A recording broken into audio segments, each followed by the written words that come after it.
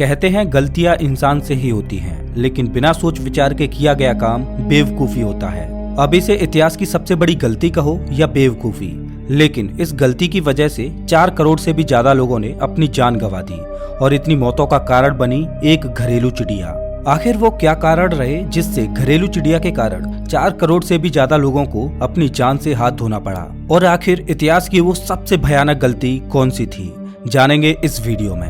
नमस्कार दोस्तों, मैं हूं श्याम तोमर, स्वागत करता हूं आपका इस वीडियो में। दरअसल ये बात है 1958 की, जब चाइना के पीपल रिपब्लिक के संस्थापक माओ जेडोंग ने फैसला किया कि चाइना की अर्थव्यवस्था को उन्नत करके औद्योगिक और आधुनिक अर्थव्यवस्था में बदला जाए। उस समय चाइना पूरी तरह से कृषि प्रधान देश था और एग्रीकल्चर ही चाइना की अर्थव्यवस्था का आधार था। माओ जेडोंग चाइना को विश्व की सबसे बड़ी अर्थव्यवस्था बनाना चाहते थे। उस समय में ग्रेट ब्रिटेन की ही अर्थव्यवस्था सबसे उन्नत थी और अमेरिका दूसरे नंबर पर था। माओ जेडोंग को चाइना में एक महान क्रांतिकारी के रूप में याद किया जाता है। माओ हर वो काम करना चाहते थे जिससे चाइना की अर्थव्यवस्था दुनिया की सबसे बड़ी अर्थव्यवस्था के रूप में जानी जाए। इसलिए माओ और उसके प्रतिनिधियों ने संकल्प लिया कि 1958 से लेकर आने वाले 15 सालों के भीतर हम चाइना की अर्थव्यवस्था को अमेरिका की अर्थव्यवस्था को पछाड़कर यूके की अर्थव्यवस्था के बराबर पहुंचा देंगे और उसके बाद यूके की अर्थव्यवस्था को भी पछाड़कर दुनिया की सबसे बड़ी अर्थव्यवस्था बन जाएंगे। और उन्होंने इसके लिए एक आंदोलन चलाया जिसका नाम द ग्रेट लीप फॉरवर्ड रखा, यानी आगे की ओर एक महान छलांग। ऐसा आंदोलन किसी देश के नेता के लिए सच में एक क्रांतिकारी कदम था। माओ का मानना था कि चीन की बढ़ती हुई जनसंख्या ही उसकी सबसे बड़ी ताकत है और अगर इस बढ़ती हुई आबादी को सही दिशा और रोजगार दिया जाए तो आर्थिक स्थिति में बदलाव देखे जा सकते हैं। इसलिए माओ ने गांव तथा शहरों में इंडस्ट्रियल प्रोडक्शन बढ़ाने को कहा और सभी से बोला गया कि अपने अपने घरों में छोटी छोटी भट्टियों में आयरन और स्टील बनाना शुरू कर दें। साथ ही फसलें भी आय का अच्छा स्रोत बन सकती थी, लेकिन इसके लिए अधिक उत्पादन की जरूरत थी। फसलों का उत्पादन बढ़ाने के लिए नई नई तकनीक और सरकारी नीतियों को लागू करने का फैसला किया गया और एक अभियान चलाया गया जिसका नाम था 4 कीट अभियान। और वो कीट थे चूहे, मच्छर, मक्खी और गौरैया। और ये अभियान ही इतिहास की सबसे बड़ी गलती बनने वाला था। दरअसल माओ ने कहा था कि चूहे, मच्छर, मक्खी और गौरैया को देश में पूरी तरह से खत्म कर दिया जाए। कारण था चूहे, मक्खी और मच्छर तरह तरह की बीमारियां फैलाते थे, जिस वजह से इनकी वजह से हर साल लाखों लोग बीमारी की वजह से मारे जाते थे। तो बढ़ने वाली बीमारियों को रोकने के लिए ये अभियान चलाया गया। लेकिन इस अभियान में गौरैया, जो कि छोटी सी घरेलू चिड़िया होती है, उसकी भला क्या गलती थी? तो इसका कारण था कि चीनी वैज्ञानिकों ने गणना की कि एक चिड़िया साल भर में 4.5 किलोग्राम अनाज खा जाती है। उस हिसाब से उन्होंने गणना की कि देश में कितनी गौरैया हैं, तो वो सब साल भर में 4.5 किलोग्राम के हिसाब से ना जाने कितने ही टन अनाज खा जाती होंगी।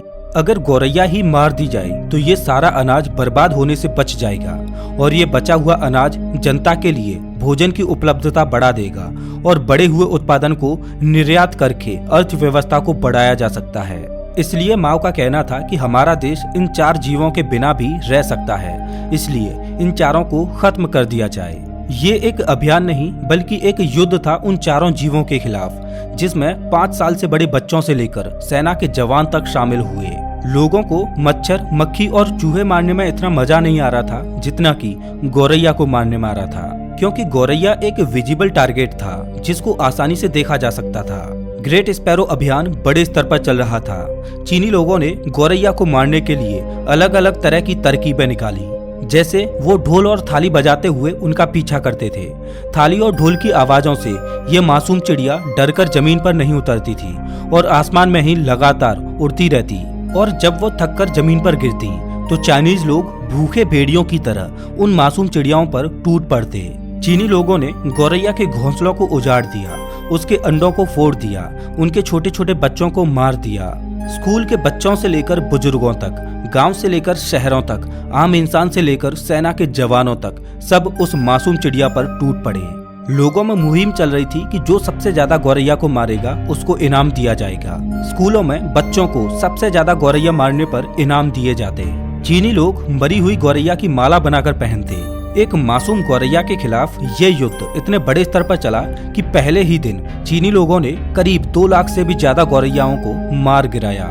चीनी लोगों में इस मासूम चिड़िया को जड़ से खत्म करने का एक पागलपन सा छा गया। लोगों ने चिड़ियाओं को मारना अपना एक शौक बना लिया। सिर्फ 1 साल में ही चीनी लोगों ने 1 अरब चिड़ियाओं को मार दिया। उसी समय की एक घटना है जब गौरैया का एक झुंड बीजिंग में स्थित पोलैंड की एम्बेसी में जाकर छुप गया। चाइनीज लोग उस गौरैया के झुंड को मारने के लिए एम्बेसी में घुसना चाहते थे, लेकिन एम्बेसी के अधिकारियों ने लोगों को गेट पर ही रोक दिया और अंदर नहीं जाने दिया। तो लोगों ने पोलैंड की एम्बेसी को चारों ओर से घेर लिया और जोर जोर से ढोल बजाने लगे, जिससे एम्बेसी में मौजूद चिड़िया उड़ने लगी और उड़ते उड़ते एम्बेसी में ही मारी गईं। चाइना में ये अभियान इसलिए चल रहा था कि वे अमेरिका और यूके की अर्थव्यवस्था को पछाड़ सकें। परिणाम स्वरूप महज 2 सालों के अंदर ही चीन में गौरैया की प्रजाति लगभग विलुप्त हो गई। लेकिन चीन के लोगों पर तो चिड़ियाओं को मारने का जुनून सा सवार था, इसलिए उन्होंने अब अन्य पक्षियों को भी मारना शुरू कर दिया था, जिस वजह से चीन में पक्षियों की प्रजाति लगभग विलुप्त होने की कगार पर आ गई।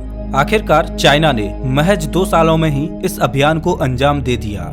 चाइना ने भले ही इस अभियान में जीत हासिल कर ली हो, लेकिन कुदरत के साथ छेड़खानी करने की सजा अभी चाइना को भुगतना बाकी था। चाइना ने कुदरत के साथ कोई छोटी मोटी छेड़खानी नहीं की थी, बल्कि उसने कुदरत के फूड चेन सिस्टम को ही तोड़ दिया था। फूड चेन सिस्टम के अनुसार प्रकृति में हर एक जीव का अपना एक महत्व होता है। जैसे कि सांप चूहों और छोटे मोटे जीवों को खाते हैं और सांपों को चील खाती है।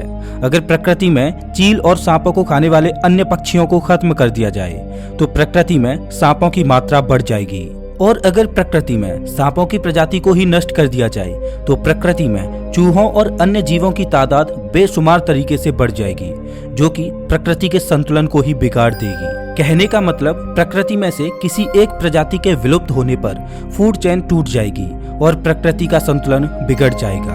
और जब प्रकृति का संतुलन बिगड़ता है तो उसका खामियाजा बहुत महंगा भुगतना पड़ता है।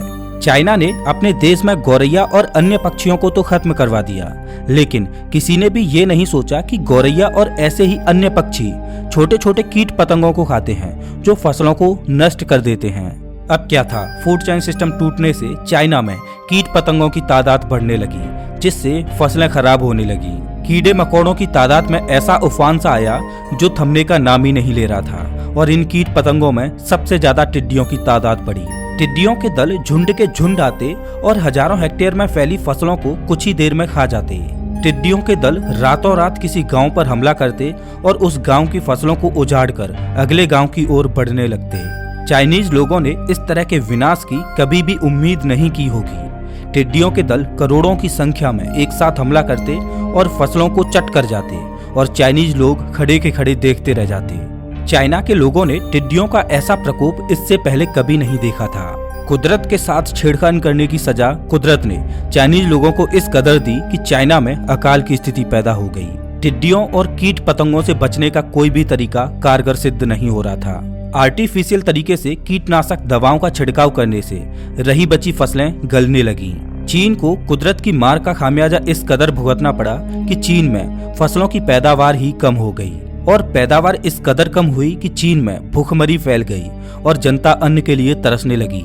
जब चीन को ये पता चला कि गौरैया और अन्य पक्षी कीट पतंगों को खाकर पर्यावरण को संतुलित करते हैं, जो फसलों के लिए भी लाभकारी होता है, इसलिए माओ ने गौरैया मारने का अभियान रोक दिया।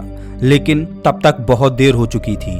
चीन की जनता अन्न के दानों के लिए तरस रही थी। चीन में अकाल और भूखमरी के कारण ऐसी हालत हो गई कि लोग मिट्टी खाकर पेट भरने लगे। परिणाम स्वरूप चीन में 4 करोड़ से भी ज्यादा लोग भूखमरी से मारे गए। लेकिन जैसा कि चाइना हमेशा करता है, चाइना ने आधिकारिक रूप से भूखमरी से मरने वालों की संख्या 1.5 करोड़ ही बताई। लेकिन विशेषज्ञों का मानना था कि भूखमरी से 4.5 करोड़ लोगों की जानें गई थीं। ये घटना चाइना के इतिहास में महान अकाल के नाम से जानी जाती है। चीन चला था दुनिया में अपनी अर्थव्यवस्था का लोहा मनवाने, लेकिन वहाँ के हालात ये हो गए कि वहाँ के लोगों को मिट्टी खाने पर मजबूर होना पड़ा। अब इसे इतिहास की सबसे भयानक भूल कहो या इसे इतिहास की सबसे बड़ी बेवकूफी कहो, लेकिन इतना तो तय है कि कुदरत के चक्र के साथ छेड़खानी करने पर कुदरत कभी माफ नहीं करती, और समय समय पर कुदरत के साथ छेड़खानी करने का खामियाजा मानवता को भुगतना ही पड़ता है। और कोरोना जैसी महामारी भी कुदरत के साथ छेड़छाड़ का ही नतीजा था। तो दोस्तों इस वीडियो में बस इतना ही। आपने इस वीडियो को देखने के लिए अपना कीमती वक्त निकाला, उसके लिए धन्यवाद।